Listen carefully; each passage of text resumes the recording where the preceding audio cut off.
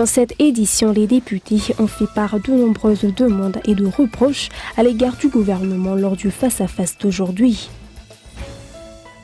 Suite à la suspension des vols vers l'Afrique du Sud décidée en Conseil des ministres hier, les acteurs du secteur tourisme sont à nouveau inquiets. Et à la une de l'actualité internationale, la Commission européenne a appelé mercredi les pays de l'UE à réfléchir dès maintenant à la vaccination obligatoire contre le coronavirus, dont le variant Omicron continue de se propager dans le monde.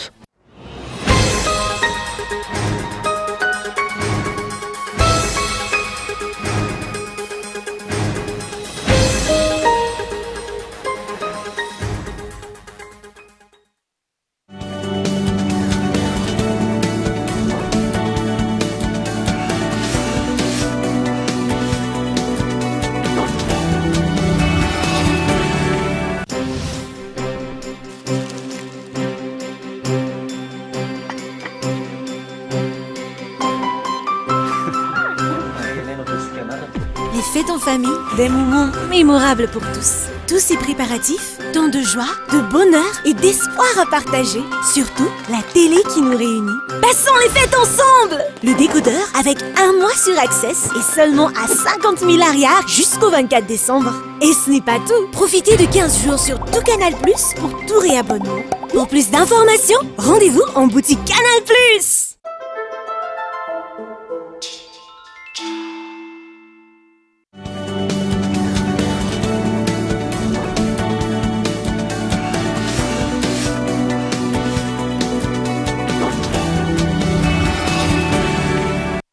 Mesdames et messieurs, bonsoir et bienvenue dans cette nouvelle édition du journal télévisé sur Cool TV. Suite à la suspension des vols vers l'Afrique du Sud décidée en Conseil des ministres hier, les acteurs du secteur tourisme sont à nouveau inquiets. Ils appellent à une plus importante sensibilisation afin d'augmenter le taux de vaccination et d'éviter que le secteur ne replonge dans le marasme. Les détails dans ce reportage de Miantarangianef. Suspension des vols reliant l'Afrique du Sud à cause du variant Omicron et de la hausse des cas de Covid-19 dans le pays, fermeture des frontières de Madagascar pour les vols reliant l'île Maurice.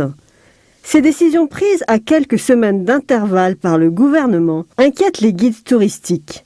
Ils craignent une extension de la fermeture des frontières qui mettrait à nouveau en péril le redressement du secteur tourisme. Cela fait 2 ans que nous ne pouvons pas travailler. C'est une situation très difficile et je doute fort que tout se rétablisse l'année prochaine. De nombreux opérateurs essaient actuellement de sortir la tête de l'eau en développant le tourisme local pour essayer de combler leurs pertes. Les opérateurs touristiques estiment que seule une vaccination étendue à tous peut permettre à l'activité touristique de se relever. Il faut augmenter le taux de vaccination. Si à l'étranger, on voit que la population est vaccinée à 99%, peut-être que Madagascar pourra s'ouvrir au monde. Les acteurs du secteur attendent du gouvernement la mise en place d'une stratégie qui puisse soutenir tous les professionnels du tourisme. La hausse du coût de la vie et du prix des matériaux pour la construction d'infrastructures, l'approvisionnement en eau et d'électricité qui nécessite impérativement une solution de la part du gouvernement ont figuré parmi les principaux points abordés lors du face-à-face des députés avec les membres du gouvernement aujourd'hui. Les détails dans ce reportage d'Efrichard. Aucun résultat concret de la part du gouvernement, en particulier du ministère de l'Industrie et du Commerce et de la Consommation, n'a été observé pour remédier à la hausse du coût de la vie. À ce propos, les députés ont souligné notamment la flambée des produits de première nécessité ainsi que les matériaux de construction. Le pouvoir d'achat est très faible, le salaire reste le même, la population ne peut qu'en partir. À part cela, le secteur privé ne reçoit aucun soutien, aucune aide au secteur privé n'est prévue dans la loi de finances. Pourtant, il est le moteur du développement économique.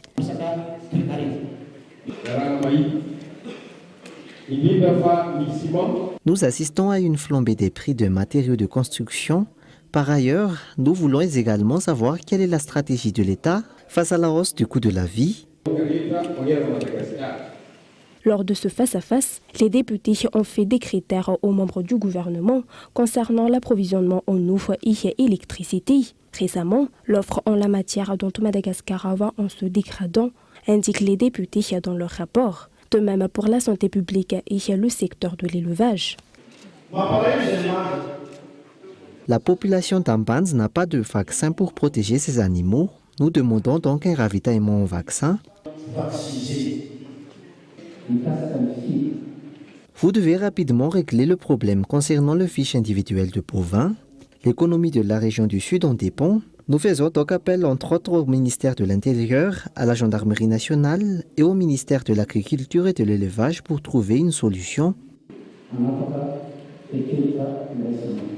Les députés ont également demandé lors de cette rencontre avec les membres du gouvernement le basculement des enseignants FRAMA aux fonctionnaires. L'insécurité qui touche toute l'île exige aussi une solution. Le Premier ministre a répondu que le gouvernement en va considérer ces problèmes. À noter que ce face-à-face entre les députés et le gouvernement a débuté aujourd'hui et continuera demain à Ivatu. Et un tout autre sujet, une partie de la biodiversité de Madagascar va disparaître à moyen terme si la destruction environnementale continue au rythme actuel, soulignent les experts environnementaux. Cette destruction est due à une crise socio-économique à laquelle il faut remédier d'urgence. Les détails. Ces 15 dernières années, la destruction des aires protégées s'est accélérée et accentuée à cause de l'absence d'une politique définie de protection de l'environnement et d'une diminution des fonds alloués à leur gestion. Madagascar compte 123 aires protégées, dont 98 sont des aires terrestres. Si on impute la destruction des aires protégées au changement climatique, les experts environnementaux l'attribuent plutôt à la pauvreté. Cette pauvreté génère des conséquences néfastes en termes de destruction environnementale, dont les feux de brousse et l'extermination de la faune sauvage. Alors nous sommes à l'heure un peu critique pour l'avenir des aires protégées de Madagascar.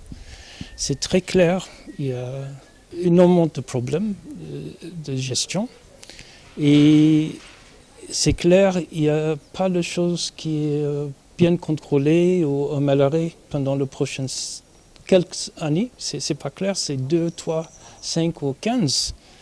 Il y a une partie de la biodiversité de Madagascar qui va disparaître. Okay. Au fond, le problème, c'est pas un problème biologique, c'est pas une crise biologique, c'est plutôt une crise socio-économique. C'est vraiment la chose qui est devant les aires protégées de Madagascar. Et c'est clair, ça va demander un changement très net vis-à-vis de l'économie et la façon dont les gens vivent à Madagascar. C'est clair, les crises biologiques à Madagascar, c'est vraiment une crise socio-économique. Et jusqu'à le problème socio-économique c'est résoudre, la crise biologique va continuer. Les investigations menées par le WWF font ressortir que 72 aires protégées sur les 123, soit 63%, sont menacées à l'heure actuelle. Un changement de comportement de chacun et une politique gouvernementale focalisée sur la protection de l'environnement sont indispensables, d'autant que le développement de l'écotourisme repose sur les aires protégées. Bon, c'est clair, avant les crises de Covid, vers 30% le revenu de l'extérieur à Madagascar vient du tourisme. Okay? Et c'est clair, c'est un morceau énorme pour l'avancement de Madagascar. Tourisme dans deux sens, les gens qui aiment beaucoup aller sur la plage, etc. Et le côté de l'écotourisme, les aires protégées terrestres, marins. Et après moi, et je suis convaincu, avec la bonne gestion, pour protéger les écosystèmes de Madagascar et toutes les espèces qui y compris dans ces écosystèmes, c'est hyper important pour l'avenir économique de Madagascar. Et c'est vraiment parmi l'esprit derrière le projet de le livre sur l'air protégé et le portal pour vraiment avancer un système très clair et avec un esprit rationnel pour avancer la connaissance, la gestion et l'utilisation des aires protégées. 3 ouvrages de 1700 pages portant sur 98 aires protégées à Madagascar ont aujourd'hui été présentés au public. Une version numérique est aussi disponible pour permettre aux touristes de mieux faire connaissance avec Madagascar et aux étudiants d'étoffer leurs connaissances. Ces ouvrages ont été élaborés par des chercheurs malgaches et étrangers. Il n'y a aucune transparence vis-à-vis de l'audit effectué par l'État sur les 230 entreprises chargées de l'entretien des routes. L'État ne fournit aucune information claire ni sur les entreprises dont les factures ont été régularisées, ni sur les critères permettant cette régularisation. Les détails. Parmi les 230 entreprises d'entretien routier, moins de 5% ont déjà été payées. Elles affirment qu'il n'y a aucune transparence sur cette affaire. Nous savons seulement qu'un audit a été réalisé. Jusqu'ici, nous n'avons reçu aucun rapport à ce sujet. De même, il n'y a aucune transparence concernant les entreprises qui seront payées. Pour le moment, les 95% d'entre nous n'ont pas été rémunérés. Ces entreprises font appel à la transparence vis-à-vis du résultat d'audit réalisé, ainsi qu'à l'égard de la régularisation effective de leurs factures. Nous demandons notre dû et la transparence quant à la régularisation de nos factures. Le ministre a déclaré que les entreprises d'entretien routier dans 13 régions sont déjà en attente de paiement. De plus, l'audit a déjà été réalisé. Nous ne voyons donc pas pourquoi nous ne sommes pas encore rémunérés. Nous revendiquons donc plus de transparence et que l'on nous fournisse un calendrier de paiement.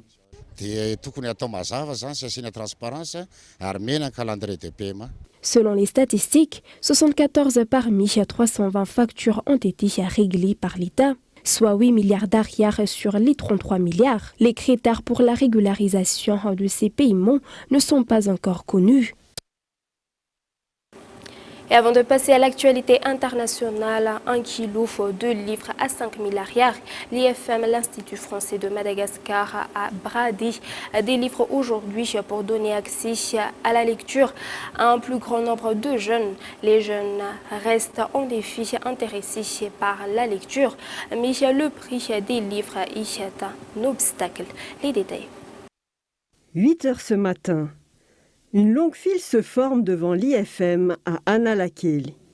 5 000 arrières le kilo de livres, c'est ce qui attire ici tout ce monde, des jeunes et des moins jeunes. C'est aussi la preuve que les jeunes continuent à aimer les livres et à s'intéresser à la lecture. Pour eux, la manifestation d'aujourd'hui est une véritable aubaine.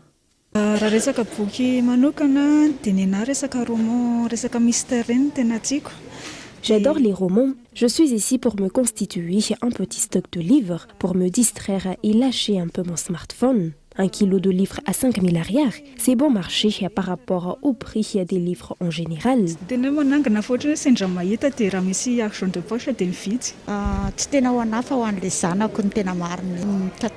Je suis là pour acheter des livres pour mes enfants. Les livres sont importants pour améliorer les connaissances des enfants. Les livres sont chers en général. Ceux-ci sont à ma portée. C'est pourquoi je les achète.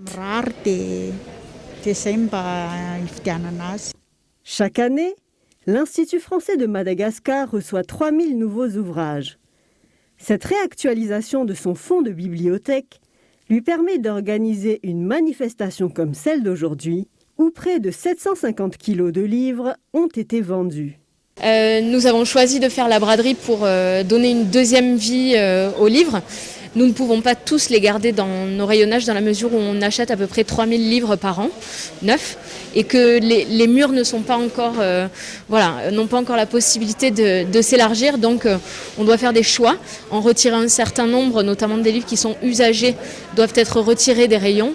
Et pour donner une deuxième vie aux livres, on crée cette braderie-là pour permettre aussi aux généralement aux jeunes et aux étudiants de venir acheter des livres à très bas prix. On aimerait pouvoir le faire chaque année. Pour des questions de pandémie, l'an dernier, ça n'a pas été possible.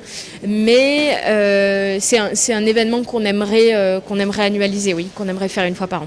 Des livres en version numérique sont disponibles à l'IFM, mais les livres en version papier ont toujours la préférence des lecteurs. Passons maintenant aux actualités internationales. La Commission européenne a appelé mercredi les pays de l'UE à réfléchir dès maintenant à la vaccination obligatoire contre le coronavirus, dont le variant Omicron continue de se propager dans le monde, poussant les États à imposer de nouvelles restrictions de déplacement. Les détails sur les images de France 24. Face à une flambée des infections et un taux d'incidence à 452 pour 100 000 habitants, l'Allemagne devrait adopter jeudi de nouvelles restrictions, notamment l'instauration d'un pass sanitaire pour accéder au commerce. Et le futur chancelier Olaf Scholz a annoncé qu'il comptait aller beaucoup plus loin. Nous allons soumettre au Bundestag un projet de loi qui rendra la vaccination obligatoire pour tous. L'opinion publique allemande semble plébisciter cette mesure selon les derniers sondages. Chez le voisin autrichien, la vaccination sera obligatoire à partir du 1er février prochain et le confinement total déjà en vigueur a été prolongé de 10 jours à compter de jeudi. Le nombre d'infections quotidiennes augmente fortement partout en Europe, redevenu épicentre de la pandémie. Chaque pays tente d'endiguer la vague actuelle en prenant de nouvelles mesures. Le port du masque redevient obligatoire dans les espaces clos au Portugal et au Royaume-Uni, deux pays qui accélèrent leur campagne de rappel vaccinal, tout comme la Norvège. Il faut augmenter d'1 million chaque semaine, mais je pense que cela peut être fait pour que tout le monde l'ait reçu d'ici janvier. L'OMS assure que les interdictions de voyage sont inutiles. Mais les restrictions de déplacement continuent de se multiplier face à la crainte de la propagation du nouveau variant Omicron. Celui-ci a désormais fait son apparition sur tous les continents. Il a été détecté ces dernières heures au Brésil, au Nigeria, sur l'île de la Réunion ou encore en Arabie Saoudite. Le Japon a suspendu les réservations de vol après un deuxième cas apparu dans le pays. En Corée du Sud, où Omicron n'a pas encore été détecté, le nombre de cas quotidiens est passé au-dessus de la barre des 5000. J'aimerais qu'ils bloquent tous les vols en provenance de pays où les cas d'Omicron ont été confirmés, afin qu'ils ne puissent pas rentrer dans l'aéroport. Côté médical, un comité d'experts américains indépendants s'est prononcé mardi en faveur de l'autorisation en urgence pour certains patients à risque de la pilule anti-Covid du laboratoire Merck. Et voilà, c'est la fin de cette édition version française. Merci à vous de l'avoir suivi jusqu'à la fin. Nous vous donnons rendez-vous à 20h pour la version malgache en compagnie d'Anne Lalana David. Restez avec nous.